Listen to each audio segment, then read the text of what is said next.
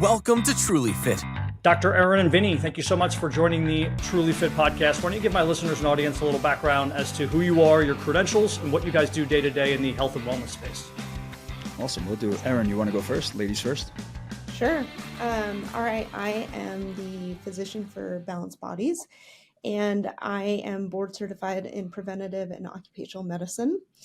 I am also the chief of occupational and preventative medicine for the Air Force. Balanced Bodies was a passion project for me. It's something I love to do because I'm able to spend time with my clients. As far as residency goes, I did residency in various states, from Seattle to Boston. I was at Harvard. My background includes residencies in internship in general surgery, and I did nuclear medicine imaging as well. So I have an imaging background, and then ended here in Utah in preventative and occupational medicine. And I have been practicing medicine for almost 20 years now, and I love it. And that's me in a nutshell. And Vinny? Yeah. So I am the co-owner of Balanced Bodies as the head nutrition coach, and also the co-owner of and director of nutrition of Balanced Bodies Corporate Wellness, which is going to start in 2024, where we're going to provide a top tier service to corporations to help them improve the health and productivity of their employees. I have a master's in applied clinical nutrition, a bunch of certifications, just to name a few: precision nutrition, NCI, nutrition dynamic, NFPT, dominate. I am a pro physique competitor as well. I do personal train, although I got away from that for a while, but you want to be in the game. So keep doing that. And then, just that's nice and brief. Well, obviously, I'm going to have a lot of questions for both of you, given your credentials on the science end, the nutrition end, and the diet end specifically. But really, I think what's also intriguing is your business model. I think both from not only a general population standpoint, who wants like a more three-pronged approach, and also from personal trainers, we always think about, well, how do we integrate more things into our business? How do we get the nutrition component? How do we get all these sort of like overall health and wellness, not just personal training? And that's what you guys do. So walk me through your client experience. Day one, somebody signs up. What sort of information are they giving you? What kind of forms? How do you handle a client? What's the communication? Just walk me through it.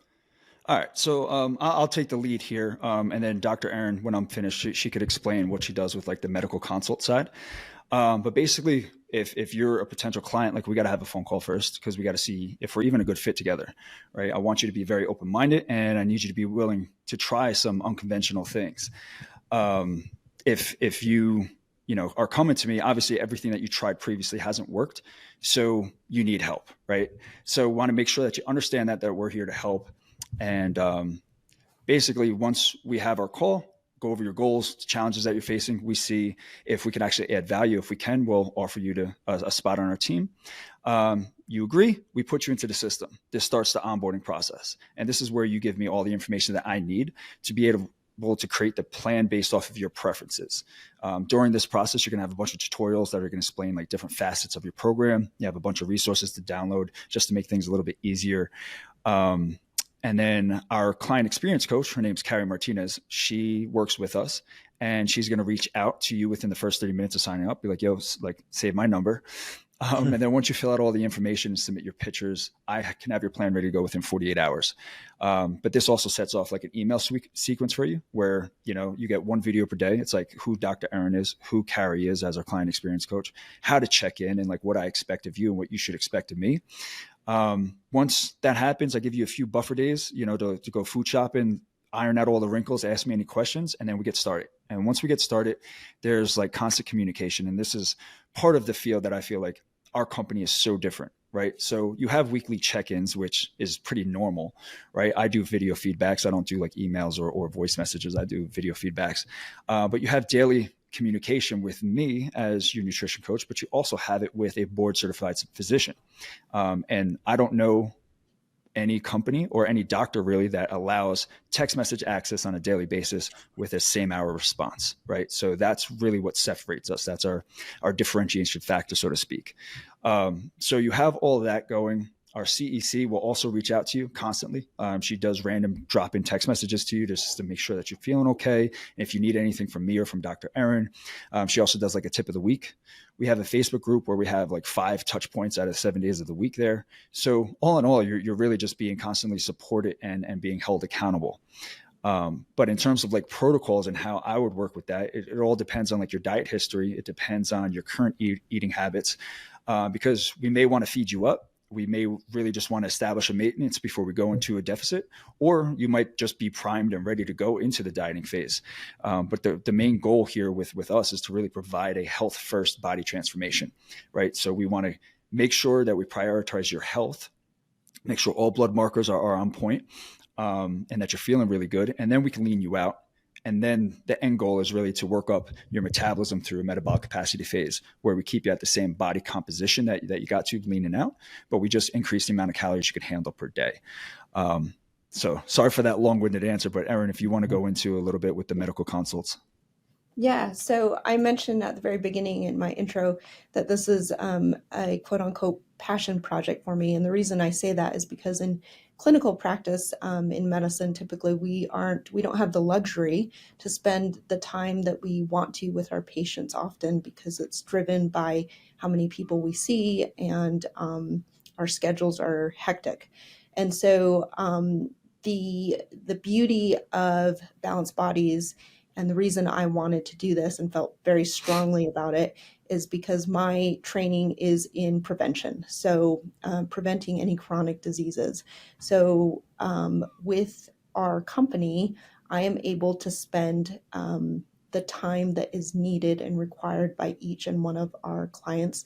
I call them patients, each one of my patients, and I get to know them on a very individual basis. They have full access to me, as Vinny mentioned. But basically, once they are onboarded, they get medical questionnaires just as you would at a doctor's office. It is a complete medical history. And then I do a televisit with them, essentially. And that's where I'm able to spend the amount of time, which could be even up to an hour sometimes, depending on how complicated the patient is, and how much they want to tell me, or how in depth they want to go into their medical history. But I'm able to spend the time that they need in order to feel like they have been heard, and I'm able to address any concerns on that initial visit. And then the other thing we do is we go through their goals, and I take into consideration their short-term goals, but I'm also looking at their longevity, right? Again, I am board certified in preventative medicine, so I'm looking ahead of time to see if we can prevent any chronic diseases that might come up during their lifetime, and how to best prepare for that. So this isn't just about, looking good and feeling good. It's about longevity as well, and being able to address those concerns as well. And then I usually speak with them at least once per month, if not more often, if they need me. Like I said, they do have access to me. Even if they go to their own physicians and they have questions, I am happy to work with their physicians that they already have in place as a team. I look at it as a team sport, right? That we're all communicating and we're all on the same page for our patient or our client. Yeah, my wife's a physician, and typically what happens is somebody comes into the office and they have 6 issues. They go, well, my ankle hurts, but also I've been having diarrhea, and then I might have like something on the back of my leg that looks weird. Oh, and by the way, I'm also dealing with depression, right? And the doctor has 15 minutes. And that's really what happens in the nutrition and health world, right? Nobody just comes in with one issue. They're not like, oh, hey, everything's perfect, except, I just need to make my biceps bigger. No, they come in with 5 or 6 or 7 things. They come in with a health history, which we're going to talk about after this, and a diet history.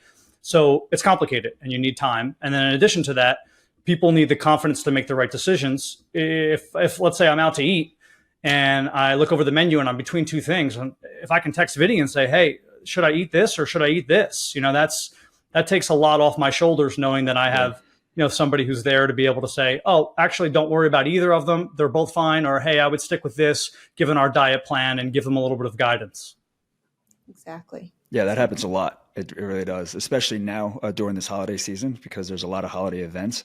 And I'm getting messages like, hey, look, this is the menu. This is a prefix menu. Which one should I choose? And I'm just like, well, let me know which one you would choose. And they would tell me, and I'll say, all right, that's probably what I would choose. Or if they're not, then I'd be like, well, listen, here's why I would choose this other one instead of what you chose. Yeah, it's an educational experience. It's not just getting the answer. Then they ask why, or you tell them why, and now they understand. So now next time when they're in that position, they don't have to message you because they understand the concept. Exactly. So let's talk about diet history. Now that we went over that, what exactly do you consider diet history, and why does it matter? So to give you an example, if there's two people, if there's Steve and what looks to be Steve's twin, and we have the same metrics, we both weigh 180 pounds, we're both 38 years old, but we've maybe had a completely different diet history insofar as like maybe one of us at some point weighed a lot more. And maybe at one point, one of us was way more muscular. Why do these things matter? And how do you sort of go through the diet history to make a proper plan for an individual? Yeah. So with the dieting history, I mean, it's basically all your previous eating habits, right? And any diets that you tried in the past. And the main thing is like, what have you currently been eating for like the last, let's just say 2 or 3 months, right? And this matters because if there's a lot of over restriction with how many times you've been dieting, if there's a lot of yo-yo dieting going on in your life, then going into this, we have to understand that we're probably dealing with some form of metabolic suppression. So what this would do is it would require a longer feeding phase initially, because you need to have, like, if you want to lean out, you need to have water in your cup to pour from, like, meaning you need calories to actually be able to pull from. You can't pour from an empty cup. So if you have no calories to really pull from, it's hard to go down into a deficit and lose body fat. So we got to make sure we feed you up. And a lot of that's through the metabolic suppression. But what you mentioned about the body metrics, like if you had you and like your twin, this is kind of where like it really like grinds my gears a little bit with some coaches that are out there that are like, hey, give me your anthropometric data and your approximate activity level, and I'm going to tell you exactly what you need in terms of calories and macros. And to be honest with you, that's all a bunch of bullshit because we're not static, we're dynamic. And what you've been eating over the past 2 or 3 months is more of a maintenance than what some macro calculator is going to tell you. So the metrics, yeah, you take them into consideration, but they're not the end all be all. Because let's just say, for example, Steve's twin was eating 1,500 calories, but the macro calculation says you should be eating 2,300 out of maintenance. Well, you're not going to jump right up to 2,300. You're going to store fat because your body is acclimated to the 1,500 calories. Mm. So with someone with the same goals and the same biometrics, they're most likely going to need something a little bit different because of the previous history. Interesting. Let's go into lab work a little bit here. Dr. Eryn, what are you looking at specifically? Let's just say with a weight loss client, somebody who's coming in, they're overweight. Their main goal, obviously they might have secondary goals, is just to lose weight. What are the labs that you think are the most important? And you could also speak to labs that you believe physicians don't take, but maybe should take, that are important. All right. So, each client is different, which makes our model very individualized, right? But I will say in general, there are typical labs that I would get, and they would be similar to, going into your primary care doctor and getting a annual physical, right? A lot of our clients actually haven't had physicals in a very long time. I would say it's kind of a mixed bag. Some people do get regular physicals and others don't. But in general, I would get things that go along with the medical guidelines. So a complete blood count, a complete metabolic panel, a lipid panel, a liver panel, a thyroid panel in general, because they are looking at losing weight, want to make sure their thyroid numbers look okay.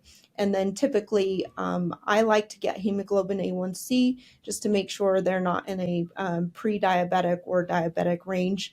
And sometimes our clients have had these labs done, and if they have recently, then I'll take that information into their chart and take that into consideration. But I need some metrics in order to measure their progress as well. In particular, if they're looking at losing weight And I'm looking at cardiovascular risk, for example. I'm looking at their LDL numbers and making sure that, with any lifestyle / diet, exercise changes that we're making, that they're actually affecting their LDL numbers or having some impact there, or even their hemoglobin A1C. But, occasionally we do get people who are perimenopausal, for example, and we might add in different panels depending on their symptoms, right? If they're perimenopausal and symptomatic and they're very curious, I will tell them they can get a hormone panel. It's not always medically necessary, but if they are symptomatic and they are of age, then we look into that and we evaluate that together. I work closely if they have an OBGYN, for example, or an endocrinologist. We work with them as well to make sure that we're giving them the right advice. But usually I don't like to order labs unless they are clinically indicated. I am a big proponent of not ordering things that we're not going to do something with the information. And thus, we do follow the medical guidelines. And further, I don't like using labs that aren't certified by CLIA or some kind of governing, usually a federal government agency, to verify their cutoff values. A lot of people have heard of Dutch testing, for example. I feel like, especially in the weight loss industry, people are interested in that. But that's not something that I'm a big proponent of. One, because it's urine. Two, it's not, it's not a certified lab, essentially. So we try to use things that there is evidence behind. I think another thing that came to mind when speaking about these labs and any results they have is also the medications that people are on, and why it's such an advantage to have someone like you on staff, because all these medications have side effects, and all these side effects affect goals potentially, right? So it could be a side effect like someone has joint pain from some medicine that they're on, Lipitor or something, right? And then that's going to affect their workout. And then if it affects their workout, then Vinny might have to, adjust their nutrition because they're not working out to the same extent. So I think it's good, to have that, as you say, balanced approach and be able to understand all the intricacies, because the average personal trainer just can't, right? There's too much going on there for someone to be able to look into, let's say, every single side effect a medication has and how it acts inside the body mechanistically. Yeah. And that's another thing is, a lot of people are taking supplements. Anything that you put into your body could be considered a drug. And we often think that if a supplement is over the counter or quote unquote natural, that it might not have an effect. And it may, depending on the medications you are on, and also any pre-existing medical issues that you might have. And so somebody to look those over and, go over that with the client / patient, I think is very important. Because, years ago, for example, St. John's wort was taken by people, and there were a lot of coagulation issues with that, depending on what other medications they were taking, bleeding issues, etc. So it's something that you need to be wary of. Just because you can get it at the grocery store doesn't mean that it's necessarily safe. I guess this may be a question for Vinny, but obviously, Dr. Eryn, you can step in too. But do you see any biomarkers, or does Dr. Eryn pass along any biomarkers that would change diet suggestions? Yeah. So if we see like a lipid panel that's a little bit off where we need to adjust those numbers, we would like to go mainly, or I would like to kind of tailor it more towards like a Mediterranean type diet to really help in that aspect. She's really big in like trying to basically tell our clients or patients about, cardiovascular risk. So she's honing in on that. And anytime like there's any type of red flag, she's going to tell me right away, like, hey, this used to be like, you got to do something about this. So we work together. And like, once I create that plan, for example, like the lipid pan, I'll send it to her. I'll be like, hey, this is what I'm sending them. And she'll take note of it. She has a whole bunch of notes. So she takes notes of the adjustments that were made, and then we monitor what goes on. But that was an example. Or like if they have something where the A1Cs on the higher side, then obviously we'll go a little bit less on the carbohydrate aspect, focus on more vegetables and more complex carbohydrates in fewer meals. But there's little strategies that I use, but it is based off of like, hey, Vin, this is what we got to watch out for. And that's like, all right, here's what the adjustments I'm making to the plan. Important also because you guys, as stated before, are really concerned with long-term health, not just short-term health. Another thing is taking the whole clinical picture in mind. I think a lot of, if you're out in the industry, especially in the nutrition industry, I do see a lot of people offering labs. And I feel like there's no magic lab number, right? It's the entire clinical picture. We're looking at a patient who has a medical history, and it's not just about their lab numbers. That is one piece of the clinical picture, but it is not the entire picture. And so having, Vinny and I work together, we see the entire picture because he's able to take into account what their nutrition is. And I'm able to look at not only just their labs, but also their medical history, their medical issues, their struggles that they've had medically in order to be more efficient in family history too, addressing those. Yeah. I mean, I've seen people, clients of mine who have like testosterone at 250 or 300 and they feel great. And then others that have it at 700 and they feel terrible. Maybe it's a receptor thing. Maybe it's all the other things going on, but you can't just look at a snapshot and assume that someone feels good and doesn't have an issue. Exactly. You got it. That was perfect. What about liver enzymes, liver panels? I don't know much about them. I take them myself personally, but I don't look at my clients. Are they important, or do they change program based upon results?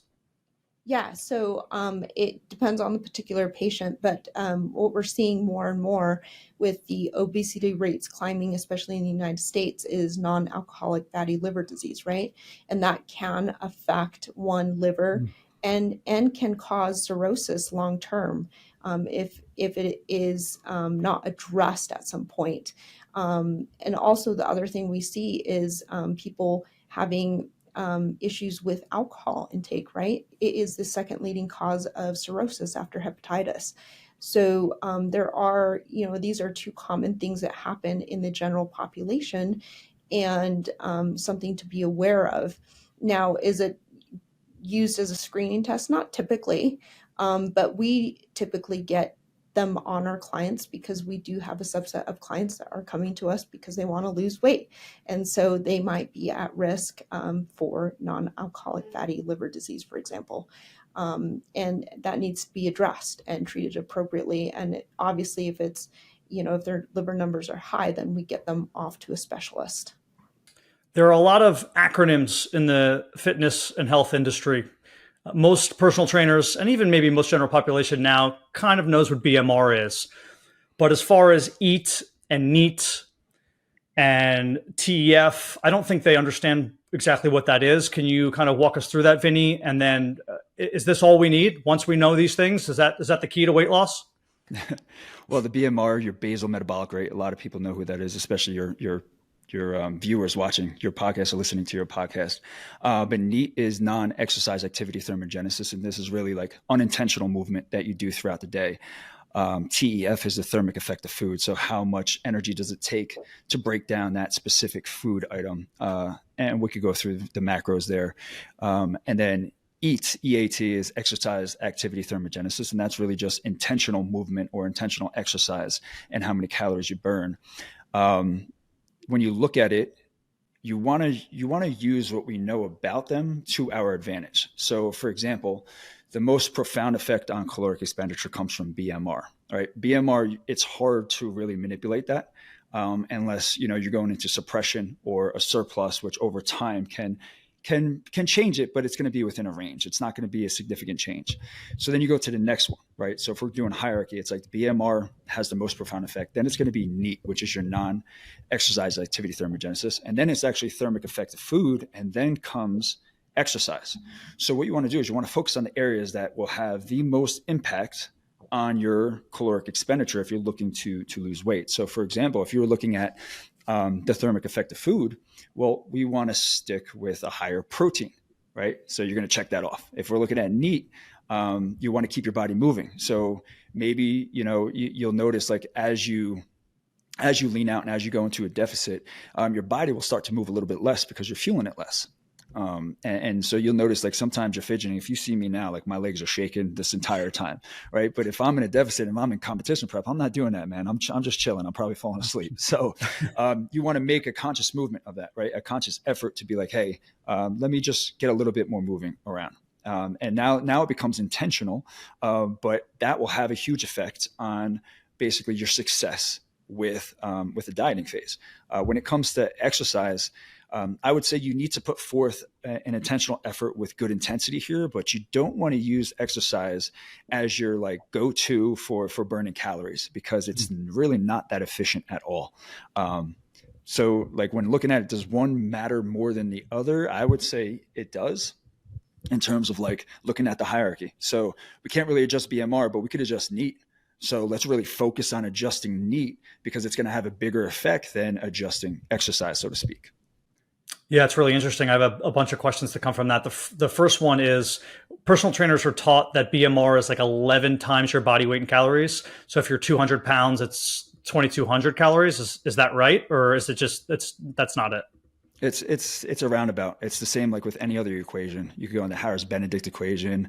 What is it? The St. George. But yeah, I've heard that. I've heard if you want to go into a surplus, times it by 13. If you want to go into a deficit, times it by 10.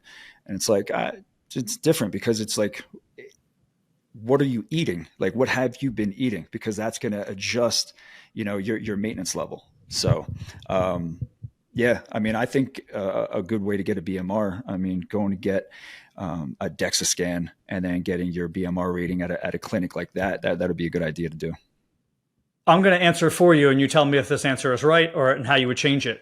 The reason why you can't replace NEAT with more EAT is because probably you're going to end up pushing it too much on one end of the scale. You're going to burn too many calories. Maybe it's harder to keep on muscle. The reason why NEAT is so important is because of the fact that you're burning these calories, but not doing it where you're putting yourself into too much of a deficit. Yeah, I would say you're pretty spot on there. I mean, when you look at NEAT, like it's a low barrier entry into, being able to increase caloric expenditure because it's not really taking that much from you. It's not like if you're doing a HIIT session for 15 minutes, you're going to be completely dead after if you do it the right way, compared to if you increase your NEAT over a day period. Let's just say you increase your steps from, going from 8,000 to 11,000. That's a significant amount.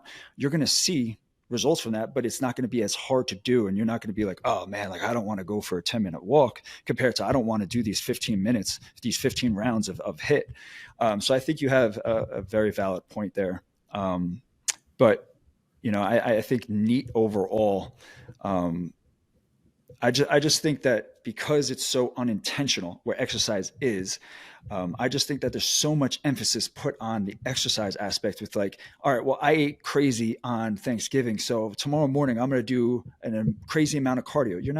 Why are you going to punish yourself doing that? Like you could have made mindful decisions, but you're going to use exercise thinking it's going to burn so much. It's like these fitness trackers, like it's not accurate. Like stop looking at it, like use it as a consistent error, right? And just a gauge.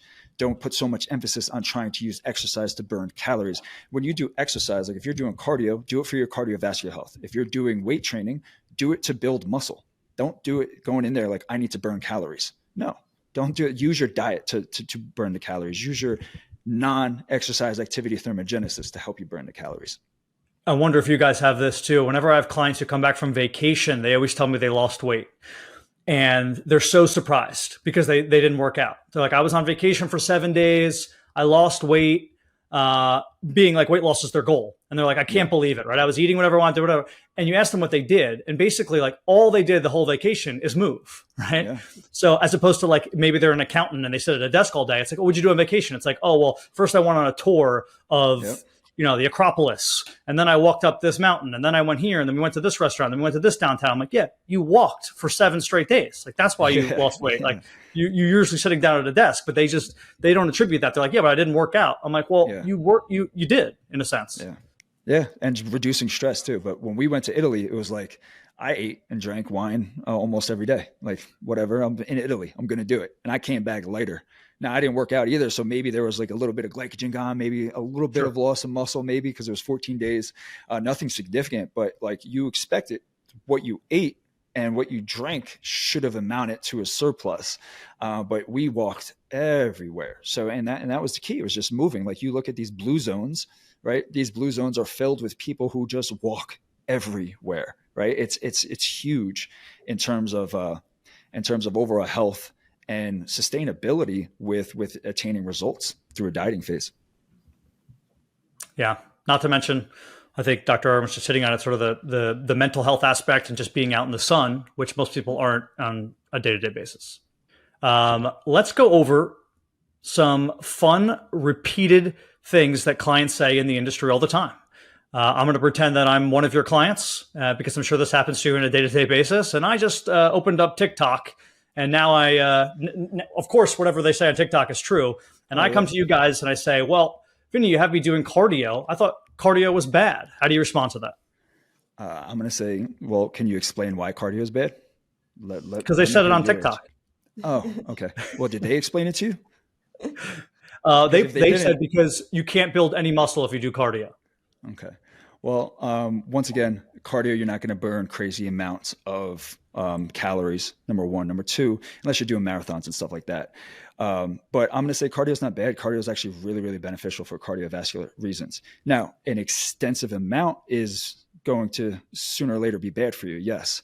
Because you're going to adapt to it. And the only way to respond is to do more and more and more. Then you're one of those people, those ex-bikini competitors that come to us and is like, hey, I'm doing 2 hours of cardio and can't lose weight.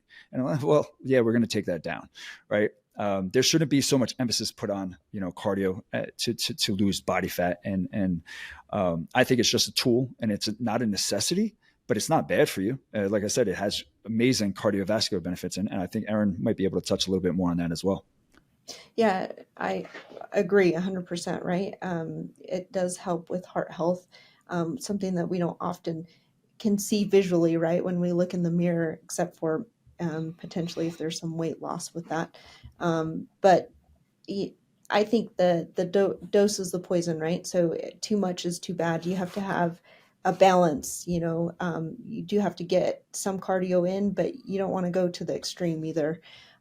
Your body does get accustomed to, running long distances. And so it's good to switch it up. And I think from a mentality perspective, it's for some people, it's a stress reliever. I started running in medical school because it relieved a lot of stress.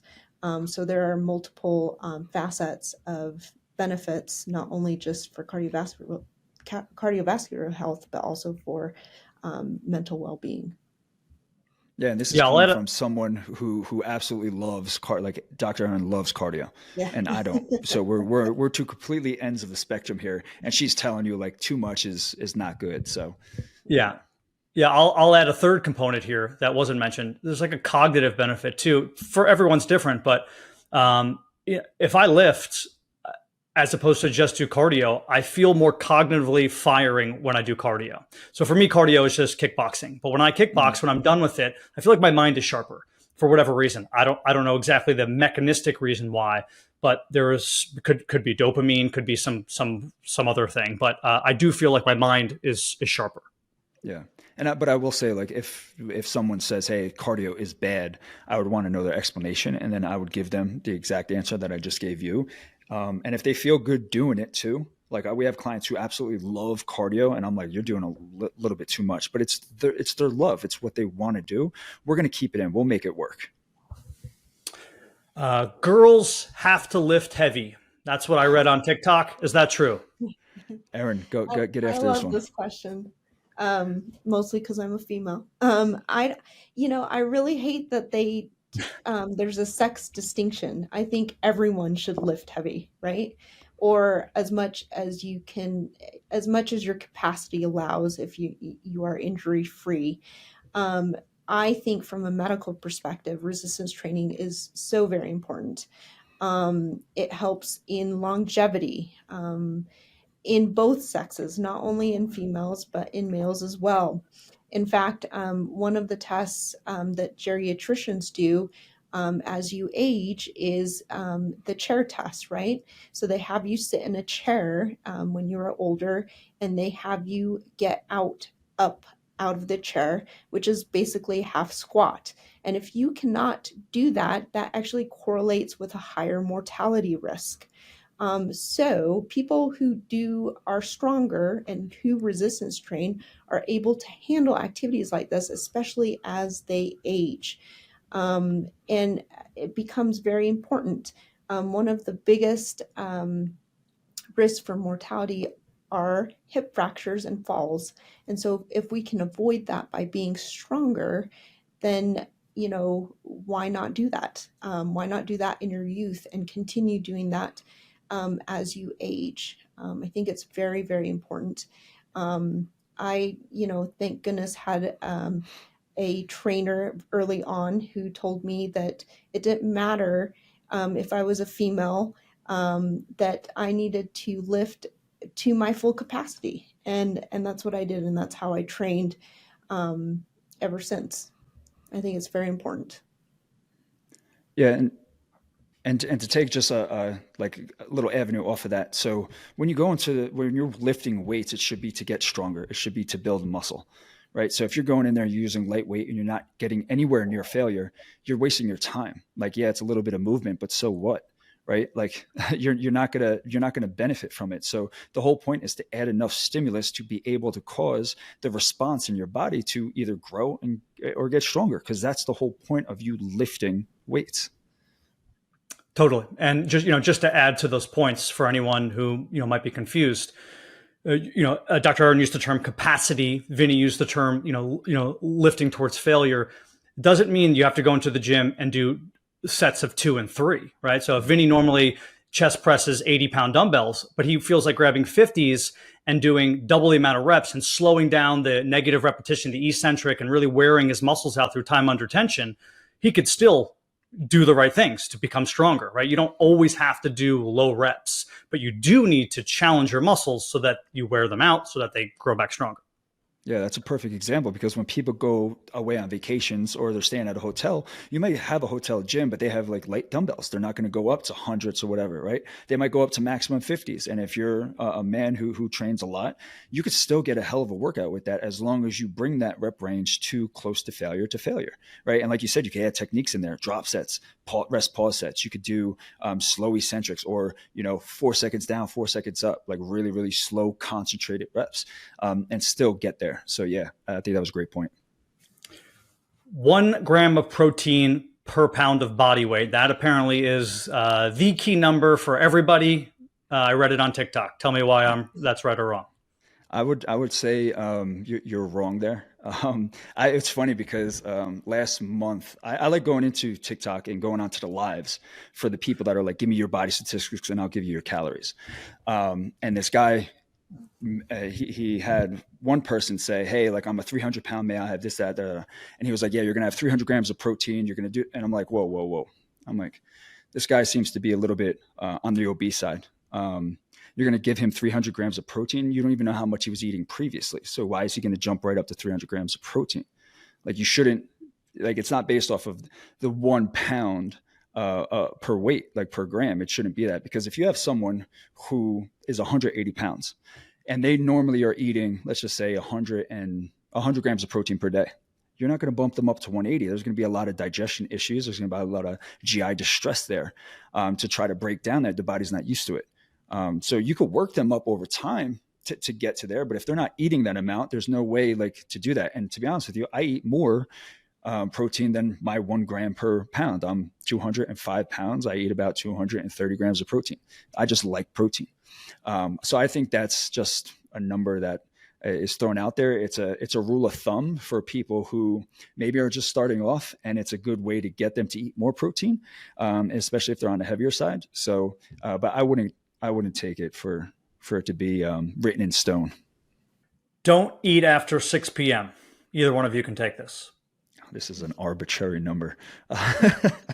So I like to look at it as like, listen, if you're eating 2,000 calories before 10 p.m. or you're eating 2,000 calories before 7 p.m., it's 2,000 calories I like to eat right before I go to bed so I don't wake up hungry.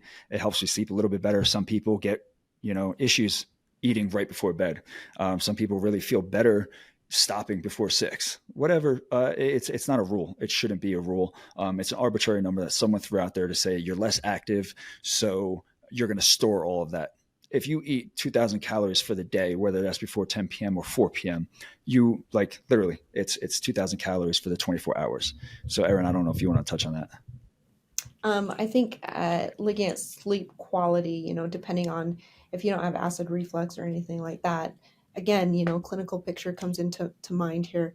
But sometimes if you don't eat dinner or if you don't eat later, that can affect sleep quality, which actually can affect multiple factors. And one of them can be your efficiency in weight loss, right?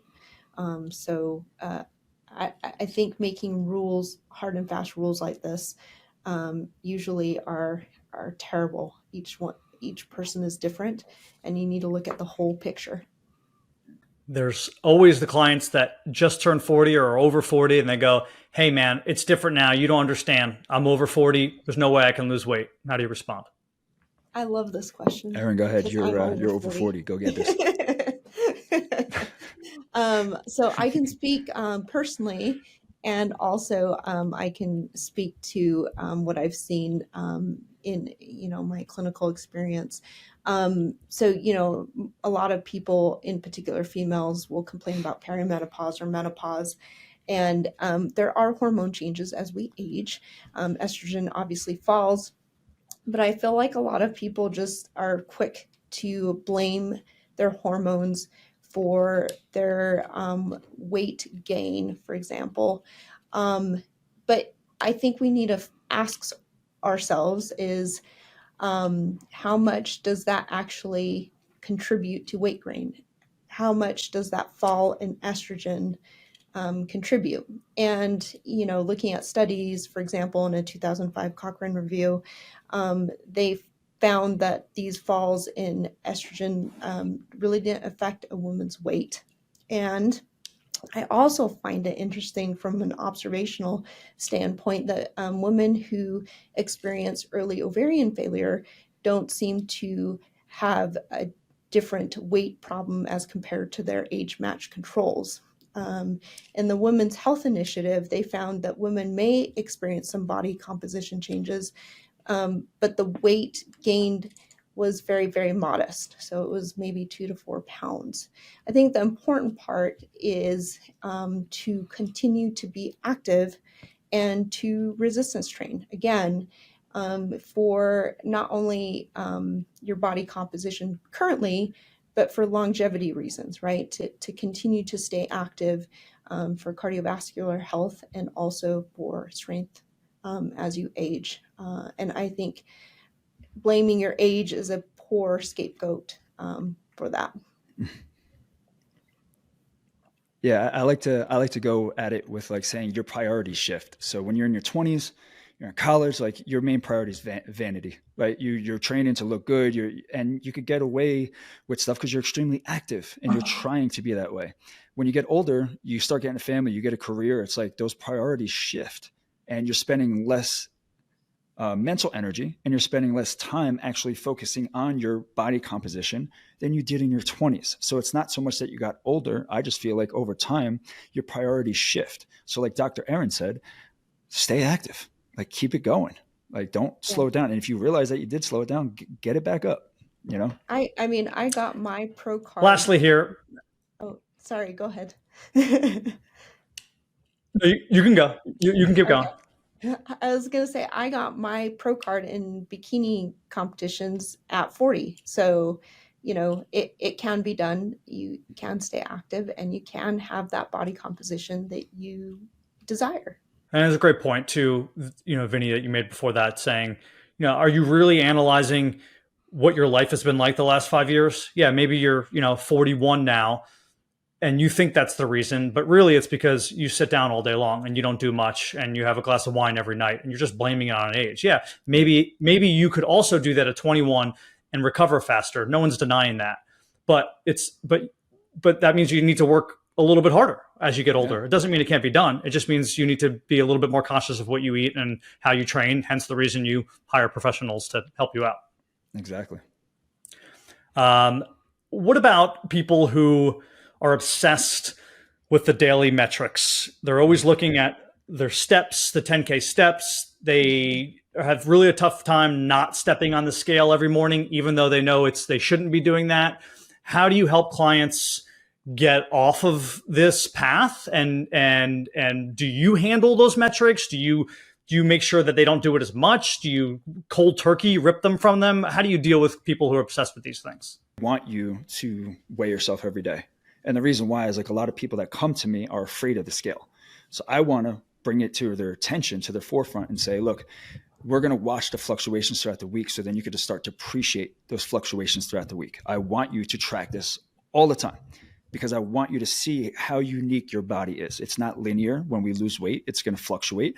But if it's going to fluctuate, it's going to go down over time, but just not in a linear fashion, right? And I want you to appreciate that, especially with women when they get their menstrual cycle. Well, if you're taking that data down, you could see how many days beforehand you actually hold some weight and how long it takes for it to dissipate. So I love that initial stuff. So with people who are afraid, I make sure they do it. If people like doing it, great, cool. We're going to have the data. But if we're getting away from that, right? Like for me, it makes me feel very comfortable to track food, to look at my step count for the day, see how active I was.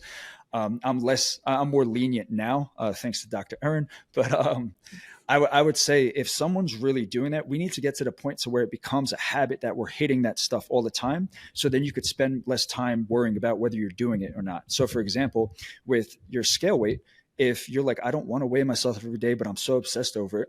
All right, well, do you know what you're eating on a day-to-day basis? Yeah. Okay, cool. So do you think like if you stay consistent in an isocaloric diet that you're going to drop or gain significantly? No. Okay. So then weigh yourself, once or twice per week if you want, or maybe you want to skip every other week. That's fine. And I guarantee you're going to be right around where you are if you're managing your diet.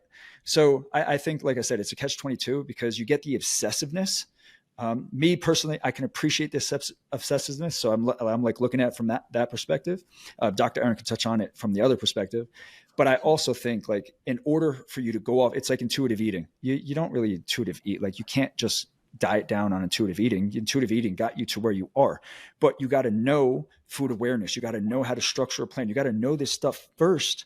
And then you could go intuitively eat. It's the same thing with this. Like you got to know what you're doing on a day-to-day basis. And then you could let the reins loose, and then you could go off and not have to track everything so diligently because you're already doing it. For me personally, I'm a big proponent of balance. Coming as a competitor myself, I feel like we've all gone through this obsessiveness of measuring everything out, counting how many steps did you get your workouts in? Did I, how many reps did I get? What weight was it at? And you begin to obsess. And I feel like have a natural inclination to obsess, and some competitors do as well. And so my goal is more of that balance, because I think that can affect your happiness over time, right? So I think it is good. Data is always good, especially at the beginning. But once you learn those foundational habits, then obsessing becomes less of an issue, where you can get a feel for that. Now, obviously, you don't want to go too far off. You want to be able to kind of hone that skill of getting that feel for where you're at. But I think either extreme could be bad, right? Somewhere in the middle is good, but that takes a lot of practice and time. Yeah, I also think it could take the enjoyment out of it. And ultimately, you want people to enjoy their diet plan. You want them to enjoy their workouts. They shouldn't be getting done with their workout being like, I can't believe I wasted my time. I didn't get 225 for 6 today. It's like, no, you didn't waste your time. Like it's not all about reaching these metrics. Like you worked out, it's healthy. You have to enjoy the both the exercise and the eating component. It can't all be torturous because you'll quit. Yeah, but that's also taking the client's preferences into account, right? Like being able to understand what they like, what they don't like, what they can handle, their daily life, like what's their schedule like. You can't schedule someone to do like an hour workout if they only got a half an hour to get in the morning before they got to get their kids ready for school, you know? So taking that into account is key. So glad you said that. Yeah, I find that a lot. I have clients who ask me all the time, like, "Hey, what's the best time of day to work out?" It's like, well, are you trying to get out of the workout? Like, what's the best time for you to work out? Like, if the best time, if you hate the morning and you're busy in the morning, obviously it's the evening. Like, if I tell you it's the morning, are you now going to skip the workout? Like, there is no best time to work out. Whenever you can get there. This has been super helpful. Great information, guys.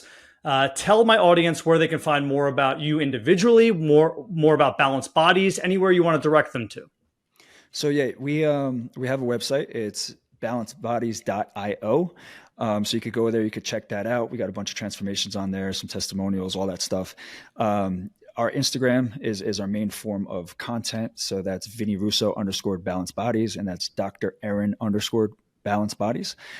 We also have a podcast, and it's called The Balanced Bodies Blueprint. It's on, Spotify, Apple Podcast, YouTube. So you can find that stuff there. But we're always looking to answer questions. Steve, I know that you have a really good following, and people really enjoy the content that you put out because it's very diverse. Like the amount of guests that you have on and what they all bring to the table. Like you did a tax guide the other week, and I'm like, this ain't even about fitness, but it is, because then you have fitness professionals that can utilize the tax guide, right? So I think what you're doing is great, man. But if anybody has questions in particular, and you just want to pick Dr. Eryn's brain or my brain, feel free just to reach out via social media. Is probably going to be the best way to do it. My guest today has been Vinny and Dr. Eryn of Balanced Bodies. Thank you so much for joining the TrulyFit Podcast. Thank you. Thanks for having me, Steve.